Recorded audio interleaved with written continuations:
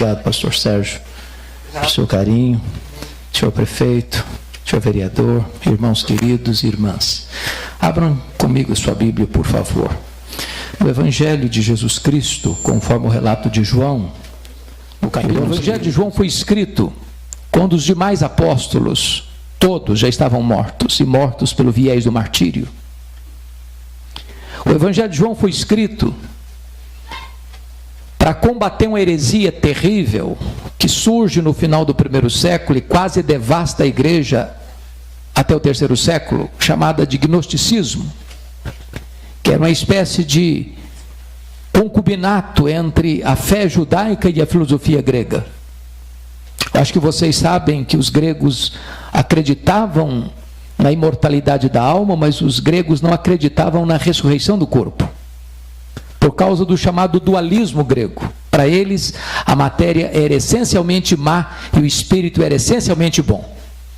Por causa disso, os gregos não acreditavam em três doutrinas essenciais do cristianismo: a criação, a encarnação e a ressurreição.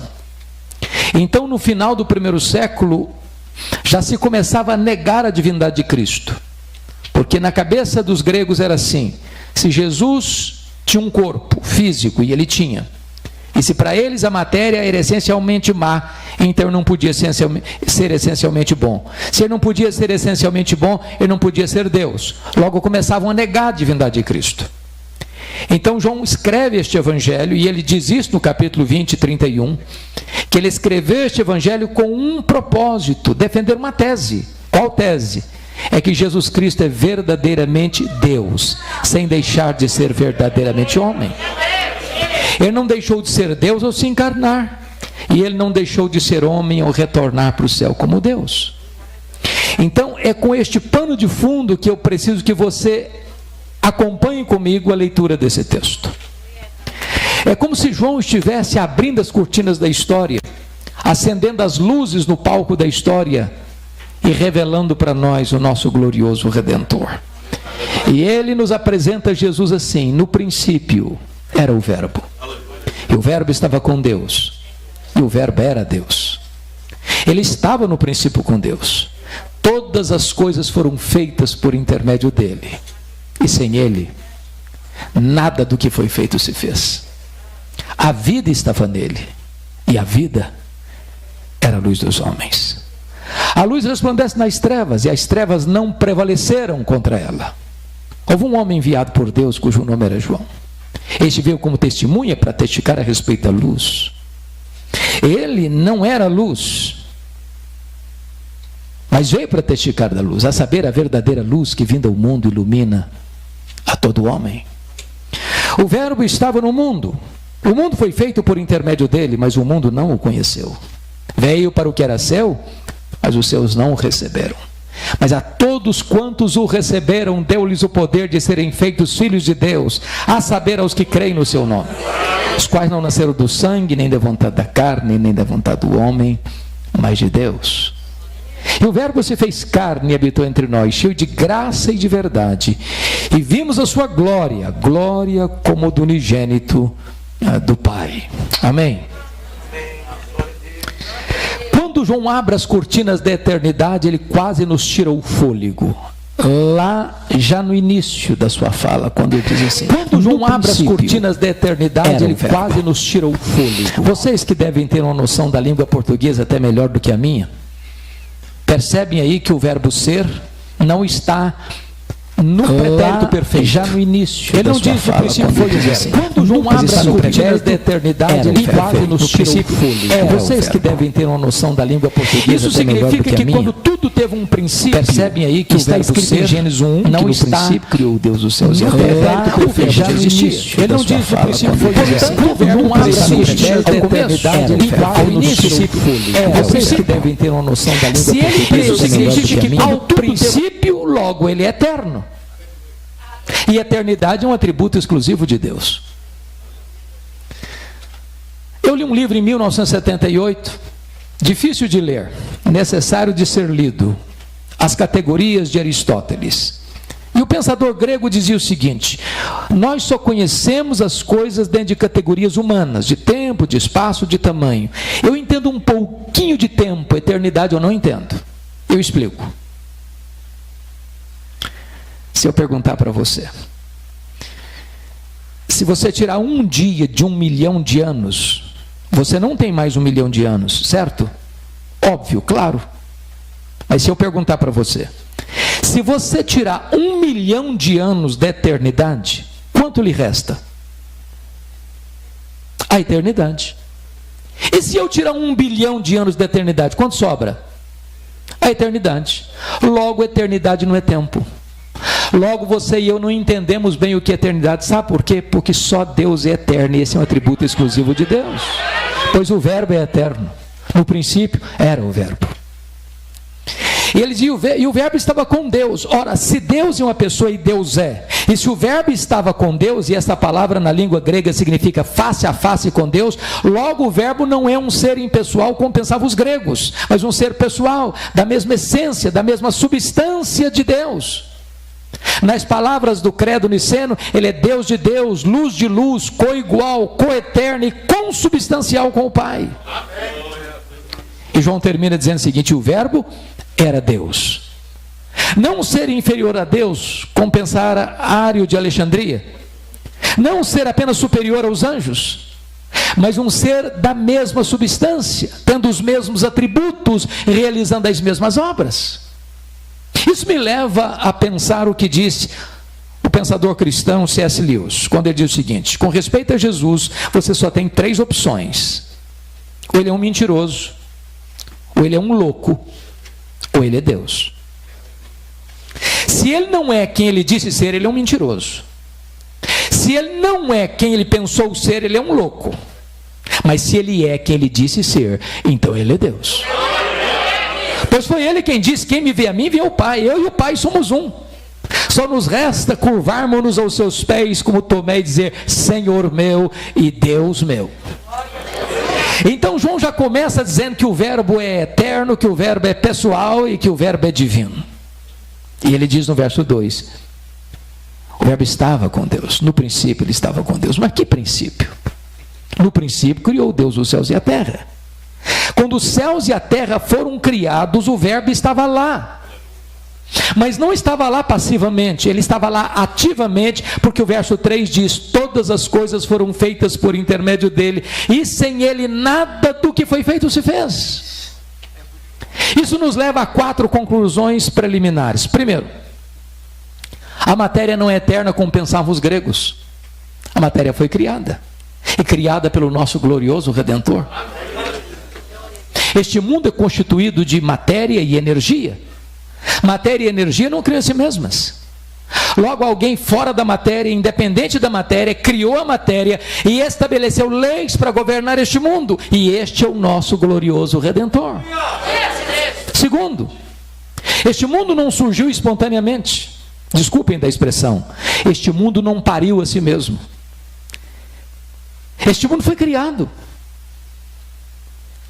Este mundo não veio à existência por iniciativa própria. O próprio Redentor, o nosso glorioso Redentor, é quem trouxe a existência a esse mundo. Do nada ele tudo criou. Sem matéria pré-existente ele criou todas as coisas.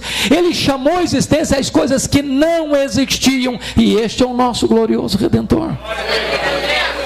Terceiro, este mundo não é resultado de uma mega explosão cósmica. A teoria do Big Bang não está ancorado na verdade. Sabem por quê? O caos não produz o cosmos. A desordem não produz a ordem.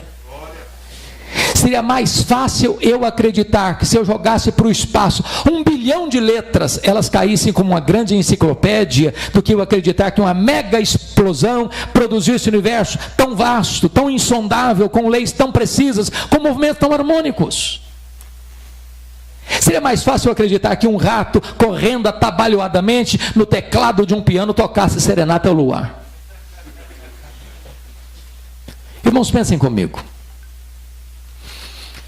Nós vivemos no planeta Terra. É claro que não foi uma explosão que nos deixou aqui. Porque se nós estivéssemos mais perto do Sol, nós morreríamos queimados. Se nós estivéssemos mais longe do Sol, nós morreríamos congelados. Não foi uma explosão que nos deixou aqui, foram as mãos do nosso glorioso Redentor. Pensem comigo no nosso satélite, a Lua. Vocês sabem que a Lua é a faxineira do planeta Terra. Não houver a Lua, não haveria vida no planeta. Não houver as marés dos oceanos provocadas pelas fases da Lua, e as nossas praias se encheriam de lixo e a vida seria impossível no nosso planeta. Não foi um acaso que deixou a Lua na sua órbita, foram as mãos do nosso glorioso Redentor. Todas as coisas foram feitas por intermédio dele, e sem ele nada do que foi feito se fez. Quarto lugar, quarta conclusão preliminar: este mundo não é resultado de uma evolução de milhões e milhões de anos. Vocês bem sabem que em 1859, exatamente há 161 anos, Charles Darwin publicava o seu livro A Origem das Espécies em Londres, na Inglaterra. No dia da publicação, esgota-se a primeira edição. Esse livro tem mais de 800 verbos no futuro do subjuntivo: suponhamos, suponhamos, suponhamos, suponhamos. Mas de lá para cá, a chamada teoria da evolução tem sido ensinada em escolas desde a fase mais inicial até um pós-doutorado, como se fosse uma verdade científica. Falta-lhe, entretanto, a evidência das provas. Que o mundo foi criado, a ciência prova. O que nós cremos pela fé é que este mundo que foi criado pelo nosso glorioso Redentor. É muito importante nós sabermos quão grande é o nosso glorioso Redentor. Quando eu vou para Isaías 40, ele está falando do Messias, no Isaías 40. Ele diz que este é aquele que mediu as águas na concha da sua mão. Pense comigo no Pacífico, no Atlântico, no Índico, no Mediterrâneo, nos mares, nos rios. Pois ele mediu as águas na concha da sua mão. Vá aqui no Atlântico um dia com um baldinho, tente esvaziá-lo. Veja quanto tempo você vai levar. Ele é aquele que pesa o pó das montanhas em balança de precisão, como se estivesse medindo partículas de ouro. Este é aquele que mede os céus a palmos. Este é aquele que espalha as estrelas no firmamento, e quando as chama pelo nome, nenhuma delas vem a faltar, pois este é o seu glorioso Redentor.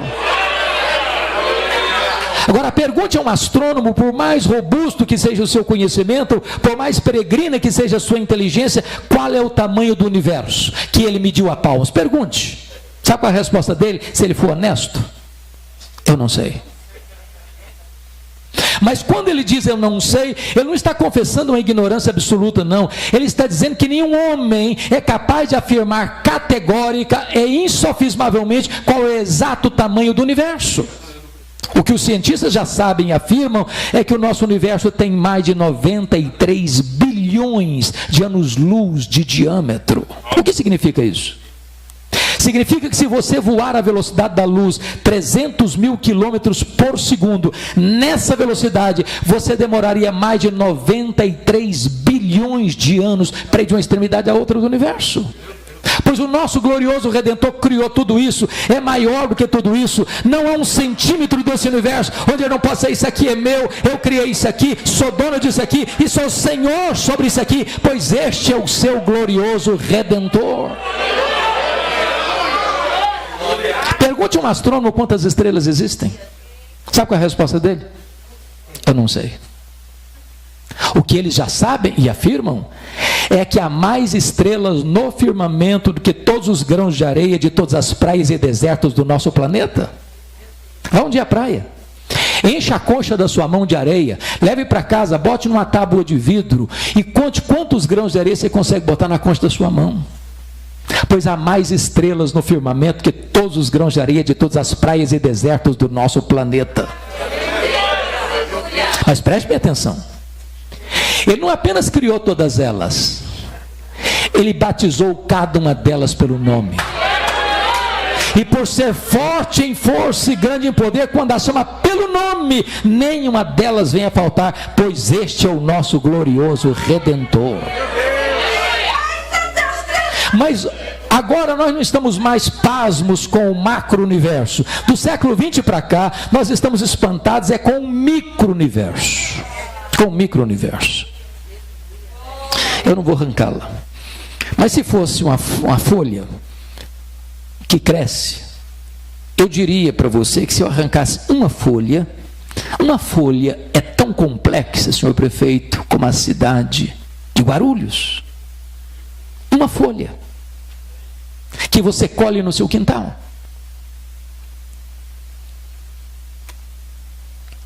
Se você chegar em casa hoje, pega um ovo na geladeira e quebrá-lo numa frigideira, aquela gema de ovo é mais complexa de qualquer máquina que o homem jamais inventou. O Dr. John Wilson, catedrático de Harvard, um dos maiores oftalmólogos do mundo, diz que você e eu temos mais de 10 milhões de fios duplos encapados em cada um dos nossos olhos. Se não for assim, haveria um curto-circuito e nós ficaríamos cegos. Dr. Marshall Nirenberg, prêmio Nobel de Biologia, fez uma das mais fantásticas descobertas no século passado. Ele descobriu que nós somos um ser programado geneticamente. Ele descobriu que você e eu temos mais de 60 trilhões de células vivas no nosso corpo. Descobriu mais, que em cada uma dessas células nós temos 1,70 m de fita DNA, onde estão gravados e computadorizados todos os nossos dados genéticos, a cor dos nossos olhos, a cor da nossa pele, o nosso temperamento. Se você espichar a fita DNA do seu corpo, você tem 102 trilhões de metros de fita DNA no seu corpo, você tem 102 bilhões de quilômetros de fita DNA no seu corpo, que daria para dar diversas voltas no sistema planetário. O Dr. Lowe vai afirmar mais tarde que códigos de vida não se originam espontaneamente, códigos de vida não se originam de uma explosão cósmica, códigos de vida não se originam de uma evolução de milhões e milhões de anos, códigos de vida foram plantados em você pelo Deus Todo-Poderoso, Criador dos céus e da terra, e este é o nosso glorioso Redentor. Todas as coisas foram feitas por intermédio dele, e sem ele nada do que foi feito se fez.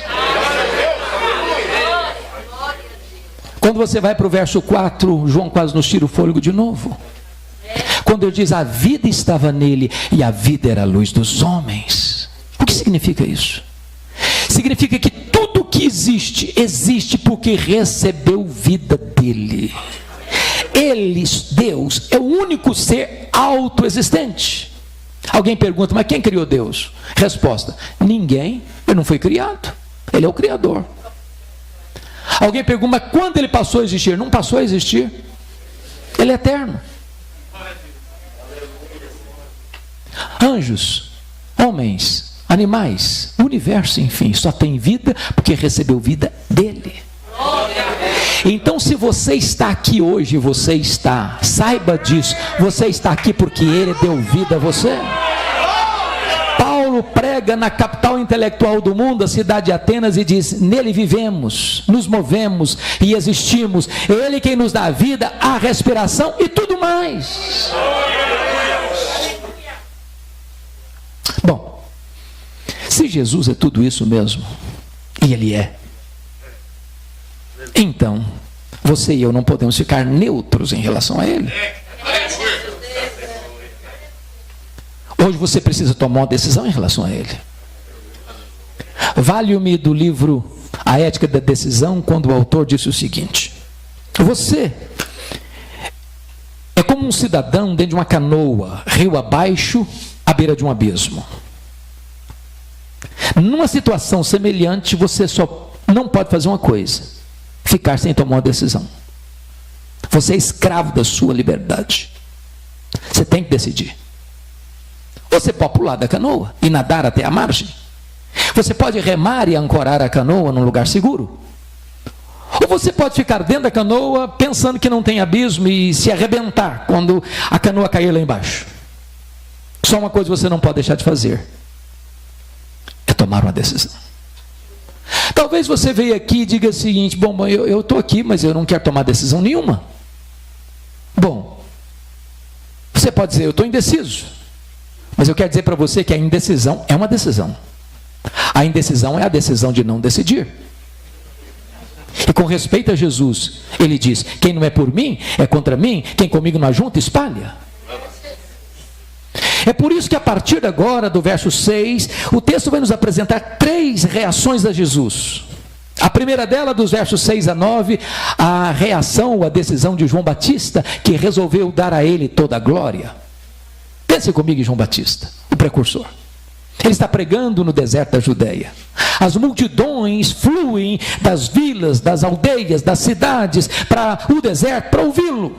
Lá estão os fariseus, lá estão os saduceus, lá estão os soldados, lá estão os coletores de impostos, e a multidão está chegando e ele está pregando batismo de arrependimento para remissão de pecados. Quando de repente, do meio da multidão, surge um bochicho, com voz aveludada, tentadora, sedutora, que vai beijar os ouvidos de João Batista com uma pergunta muito perigosa. E a pergunta foi esta: porventura, tu não és o Cristo? Olha o perigo aí. Ou a tentativa de colocar um homem no pedestal aí. Ou a tentativa de exaltar um homem aí. Pensem comigo, se João Batista tivesse engolido essa isca venenosa, ele podia ter pensado: bom, na verdade, se eu me declarar Messias, o povo já tem do meu lado. Olha essa multidão toda aí. Ele poderia pensar: eu sou um sucesso, eu sou um fenômeno. Mas ele não engoliu a isca. Ele respondeu categoricamente: eu não sou o Messias. Eu não sou o verbo, eu sou apenas uma voz que clama no deserto. Eu não sou a luz, eu vim para testificar da luz, a saber, a verdadeira luz que vindo ao mundo ilumina todo homem. Eu não sou o noivo, eu sou apenas um amigo do noivo. Eu batizo com água, mas aquele que vem depois de mim é mais poderoso do que eu, e ele vos batizará com o Espírito Santo e com fogo. Eu tenho um lema de vida, eu aponto para ele, digo: eis o Cordeiro de Deus que tira o pecado do mundo, convém que ele cresça e que eu diminua. Eu não sou nem digno de curvar-me, desatar as correias das suas sandálias. O que João está nos mostrando é o seguinte: toda a glória só pertence a Jesus, e ele não divide a sua glória com ninguém. Mas em seguida, você tem a segunda decisão. Versos 10 e 11. A rejeição do Messias. Olha o que está escrito. O verbo estava no mundo, o mundo foi feito por intermédio dele, mas o mundo não o conheceu. Sabe o que me encanta na Bíblia? Num único versículo, a palavra mundo aparece 3 vezes. E no grego é a mesma palavra: cosmos, cosmos, cosmos. Mas cada vez tem um significado diferente. O verbo estava no mundo. Que mundo? Mundo geográfico. O mundo foi feito por intermédio dele. Que mundo? Mundo físico, material. O mundo não conheceu. Que mundo? Mundo das pessoas. Por isso ele explica no verso 11: veio para o que era seu, e os seus não receberem. Quem são os seus aí? Os judeus, seu povo. Mas por que os judeus não o receberam? Por falta de luz? Não, por falta de olhos. Por falta de evidências? Não, por falta de fé. Todo o Velho Testamento apontava para Jesus. Desde João 3,15, de Gênesis 3,15: da semente da mulher nascerá aquele que esmagará a cabeça da serpente. Os patriarcas falaram dele, os profetas apontaram para ele, o cordeiro da Páscoa era um símbolo dele, o santuário era um símbolo dele, a arca da aliança era um símbolo dele, o que estava dentro da arca era um símbolo dele, o sábado era um símbolo dele, as festas de Israel eram um símbolo dele, tudo apontava para ele, tudo era sombra, ele é a realidade. Por isso, na plenitude dos tempos, ele veio ao mundo, nasceu de mulher, nasceu sob a lei, para ser o nosso Redentor. Ele se encarnou, mas os seus não o receberam. Eles viram os seus milagres, eles ouviram as suas mensagens, eles notaram que ele tinha o poder de Deus na sua vida, mas eles o rejeitaram. Eu levo caravana todo ano a Israel. E uma das coisas que mais me entristece é que você chega lá e eles estão com a venda nos olhos. Os guias, via de regra, falam de Jesus como se fossem cristãos. Quando você chama a parte, pergunta: mas para você, quem é Jesus? Ah, não é o Messias.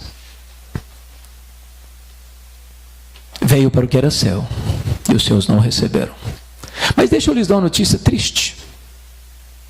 Tem muitos pastores e líderes que vão para Israel e voltam pior. Pior. A igreja evangélica brasileira, irmãos, em muitos lugares está se judaizando. E acha que isso é um avanço, que isso é um upgrade. Isso é voltar para as sombras. Leia Hebreus. Por que Hebreus foi escrito? Hebreus foi escrito para mostrar que uma comunidade de judeus converteu-se a Cristo. E em virtude da perseguição, estava de malas prontas, de volta para o judaísmo. E o autor aos Hebreus escreveu dizendo o seguinte: você voltar para o judaísmo, depois de ter abraçado o cristianismo, é caminho de morte. Porque Jesus é melhor do que os profetas. Porque Jesus é melhor que os anjos. Porque Jesus é melhor que Moisés. Porque Jesus é melhor que Arão. Porque Jesus é melhor que Josué. Porque o sacrifício de Jesus é superior ao sacrifício judaico. Porque a nova aliança no sangue de Cristo é superior à velha aliança. Porque o sacerdócio de Jesus é superior ao sacerdócio levítico. Jesus é melhor. Não dá para voltar para as sombras. Veio para o que era seu, e os seus não o receberam. Cuidado, meu irmão, minha irmã, para você não rejeitar aquele que veio ao mundo, apesar de tantas evidências que você tem que ele é o Filho de Deus. Mas notem comigo a terceira decisão. Versículos 12 e 13. A aceitação do verbo. Aqui no verso 12 está a conjunção adversativa mais importante deste evangelho. Mas... preste atenção no mais. Ao ler a sua Bíblia, muita atenção para mais, porém, entretanto, todavia, entrementes, porque está contrastando o que disse antes com o que vai dizer agora. Em virtude da rejeição de Israel, está escrito: mas a todos quantos o receberam, deu-lhes o poder de serem feitos filhos de Deus. A pergunta é: todos quantos? Todos quem? E a resposta é: todos judeus, todos gentios, todos ricos, todos pobres, todos doutores, todos analfabetos, todos religiosos, todos não religiosos, todos brancos, todos amarelos, todos pardos, todos negros, todos daqui, todos dali, todos dalém. Não importa de onde você vem, não importa para onde você vai, se você receber Jesus, você é feito filho de Deus. Fica evidente, portanto, que nem todos são filhos de Deus. Ser filho de Deus não é coisa natural. Alguém diz assim: ser filho de Deus, claro, eu nasci num país cristão. Ser filho de Deus, claro, eu tenho pais cristãos. Ser filho de Deus, é claro, eu frequento a igreja cristã. Outro diz: ser filho de Deus, claro, eu sou filho do pastor da igreja. A minha mãe até dirige o circo de oração da igreja. Ter um pai pastor deve ser bom, né? Ter uma mãe de oração, com certeza. Mas isso não faz de você filho de Deus. Ser filho de Deus, claro, eu sou um calvinista. Não, eu sou filho de Deus, eu sou um arminiano. Ser calvinista ou ser arminiano pode ser coisa boa para você, mas isso não faz de você um filho de Deus, não. Ser filho de Deus, claro, eu sou Assembleia de Deus, desde que eu nasci. É uma bênção ser Assembleia de Deus, mas isso não faz de você filho de Deus, não. Para ser filho de Deus, você tem que nascer de novo. Se alguém não nascer de novo, não pode vir o reino de Deus. Se alguém não nascer da água e do Espírito, não pode entrar no reino de Deus. Ser filho de Deus é a coisa mais revolucionária que pode acontecer na sua vida. É você ser arrancado da potestade de Satanás para Deus. É você ser tirado do império das trevas para o reino da luz. É você sair dali da escravidão para a liberdade, das trevas para a luz, da morte para a vida. Agora, nós não podemos ficar confusos sobre o que é ser filho de Deus, por isso João explica no versículo 13. Primeiro, os quais não nasceram do sangue, nem da vontade da carne, nem da vontade do homem, mas de Deus. O que significa isso? Primeiro, os quais não nasceram do sangue, significa que ser filho de Deus não é hereditário. Tem um ditado popular que diz assim: filho de peixe, peixinho é. Mas não é verdade que ser filho de crente, crentinho é. Ninguém entra no céu por procuração. Ninguém entra no céu por atacado. Ninguém entra de carona no céu. Para você entrar no céu, você precisa nascer não do sangue, mas do Espírito. Nascer de novo. Segundo, os quais não nasceram do sangue, nem da vontade, preste bem atenção, nem da vontade da carne. O que significa isso? Significa que ninguém pode se autoproclamar filho de Deus. Pense comigo na seguinte cena. Feriado. Paulistano gosta de sair, né? Para praia, para montanha, para qualquer lugar. Aí você chega naquele dia gostoso, num ambiente gostoso, aquela relva verde, farfalhante, o arvoredo, com as suas cabeleiras esvoaçando-se pelo vento, os pássaros cantando, as flores mimosas, as borboletas voando, e você deitado numa rede, num lugar bem gostoso, e você começa a pensar, falei, que coisa linda, que coisa maravilhosa. Você quer saber de uma coisa? A partir de hoje eu me faço filho de Deus. Bonito, não? Mas impossível. Impossível. Só o próprio Deus pode fazer de você seu filho.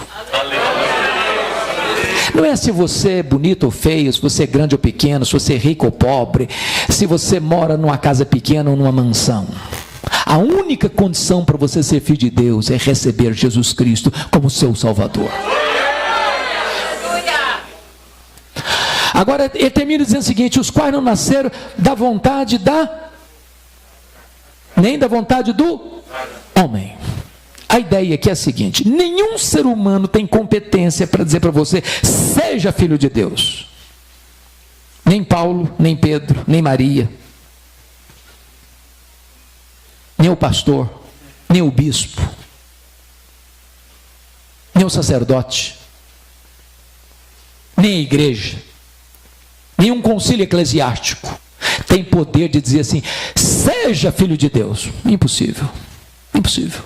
A salvação não está na mão da igreja, a salvação pertence ao Senhor.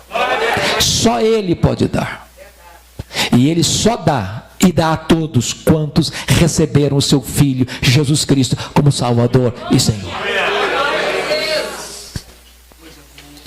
Agora João vai nos levar para o versículo 14, para fechar essa questão. Vai nos trazer um mistério sublime. E diz assim: o verbo se fez carne e habitou entre nós, cheio de graça e de verdade. Mas eu tenho que fazer uma pergunta: que verbo se fez carne? E a resposta é: o verbo eterno, pessoal, divino, autoexistente, criador, doador da vida, aquele que é a luz do mundo, que vindo ao mundo ilumina todo homem, aquele que é Deus, autoexistente, infinito, imenso, eterno, imutável, onipotente, onipresente, onisciente, transcendente, soberano, que nem os céus dos céus pode contê-lo. O apóstolo Paulo em Filipenses chega a dizer que ele a si mesmo se esvaziou. Ele não foi esvaziado, ele se esvaziou. Se nem os céus dos céus pode contê-lo, e então mais do que 93 bilhões de anos-luz, ele é maior que tudo isso, e ele vai se esvaziando, e vai se esvaziando, e vai se esvaziando, e vai se esvaziando, e vai se esvaziando, a ponto de se transformar um zigoto, um embrião, um feto, um bebê que nasce de uma virgem deitado numa manjedoura. Vocês já imaginaram que mistério é esse? Atanásio, que foi o campeão do primeiro concílio geral da igreja em Nicéia em 325, escreveu uma obra sobre encarnação e diz que a encarnação é o maior mistério do cristianismo. O verbo se fez carne, mas não para habitar longe de nós, não, para habitar entre nós. Ele vestiu pele humana, ele calçou as sandálias da humildade, ele pisou o nosso chão, ele comeu o nosso pão, ele bebeu a nossa água, ele chorou as nossas lágrimas, ele sentiu a nossa dor, ele carregou sobre o seu corpo os nossos pecados, ele morreu na cruz pelos nossos pecados, para nos dar a vida eterna. E ele habitou entre nós, não cheio de justiça e juízo, porque se ele tivesse habitado entre nós cheio de justiça e juízo, nós estaríamos consumidos. O melhor de nós, diz a Bíblia, as nossas justiças não passam de trapo de imundícia aos seus olhos. E o pior de nós, hein? Mas ele se manifestou entre nós cheio de graça, cheio de graça, cheio de graça e de verdade. Ele nos apanhou arruinados, ele nos apanhou sujos, ele nos apanhou depravados, ele nos apanhou contaminados, ele nos apanhou completamente arruinados pelos nossos pecados, e ele nos limpou, e ele nos lavou, e ele nos transformou, e ele nos restaurou, e ele nos fez membros da família de Deus. Louvado seja o seu nome. E João termina assim: e vimos a sua glória, glória como do unigênito do Pai. Vocês sabem, irmãos, que glória não é um atributo de Deus. Glória é a somatória de todos os atributos de Deus. Lá no Velho Testamento, quando Deus levantava um profeta, via de regra ele enfatizava um atributo de Deus. Isaías enfatizou a santidade, Amós a justiça, Oséias a misericórdia. Mas quando Jesus vem, ele não vem para falar da justiça ou da misericórdia ou da santidade, ele vem para revelar Deus na sua plenitude. Por isso ele diz: quem me vê a mim, vê o Pai. Porque ele era o resplendor da glória, ele era a exata expressão do ser de Deus. Pois bem, eu disse para vocês que João escreveu este evangelho para provar uma tese. Qual tese? Jesus Cristo é Deus. E eu quero terminar agora dizendo para vocês que quando João vai se estender na sua obra, ele vai continuar na mesma toada da introdução. O que João vai fazer? Ele é Deus por duas razões: porque tem os mesmos atributos e porque realiza as mesmas obras. Então João, no seu evangelho, vai selecionar 7 milagres para provar que ele é Deus, porque faz as obras de Deus. Por que 7? O número da perfeição. Primeiro milagre, capítulo 2, ele transforma água em vinho. Segundo milagre, capítulo 4, ele cura o filho do oficial. Terceiro milagre, capítulo 5, ele cura o paralítico de Betesda. Quarto milagre, capítulo 6, ele multiplica pães e peixes. Quinto milagre, capítulo 6, ele anda sobre o mar. Sexto milagre, capítulo 9, ele cura um cego de nascença. Sétimo milagre, capítulo 11, ele ressuscita Lázaro. Se ele faz as obras de Deus, logo ele é Deus. Mas João vai provar que Jesus é Deus, porque tem os mesmos atributos de Deus. Sabe o que ele vai fazer? Ele vai pegar um texto da palavra de Jesus, lá em João 8,58. Antes que Abraão existisse, eu sou. Eu sou, é o nome Yahvé, é o nome Javé, é o nome de Deus. Algumas versões trazem Jeová. Todos vocês devem saber que Jeová não é propriamente um nome. Jeová é a conjunção de dois nomes. Jeová é quando você pega as consoantes de Javé com as vogais de Adonai, você cria o nome Jeová, pois Jesus Cristo é o Jeová do Velho Testamento. Então João vai selecionar 7 declarações de Jesus: eu sou. Primeira declaração, João 6,35, eu sou o pão da vida. Segunda declaração, João 8,12, eu sou a luz do mundo. Terceira declaração, João 10,9, eu sou a porta, quem entrar por mim será salvo, entrará e sairá e achará pastagens. Quarta declaração, João 10,11, eu sou o bom pastor dá a vida pelas suas ovelhas. Quinta declaração, João 11,25, eu sou a ressurreição e a vida. Sexta declaração, João 14,6, eu sou o caminho e a verdade e a vida, e ninguém vem ao Pai senão por mim. Sétima declaração, João 15,1, eu sou a videira verdadeira e o meu Pai é o agricultor. Se ele tem os mesmos atributos de Deus, logo ele é Deus. Então está provada a tese de João: ele é Deus. Meu Deus, coisa Oh, amados, eu espero em nome de Jesus que você, cada um aqui, possa conhecer e prosseguir em conhecer o nosso glorioso Redentor. Nós não temos outro assunto, nós não temos outro tema, nós não temos outra mensagem. Precisamos conhecê-lo, porque você não pode amar quem você não conhece. Quanto maior ele for para você, menor você será diante dos seus olhos. E mais você vai se curvar diante dos seus pés. A Ele a honra, a Ele a glória, a Ele o domínio, a Ele o poder, a Ele a exaltação agora e pelos séculos eternos. Amém.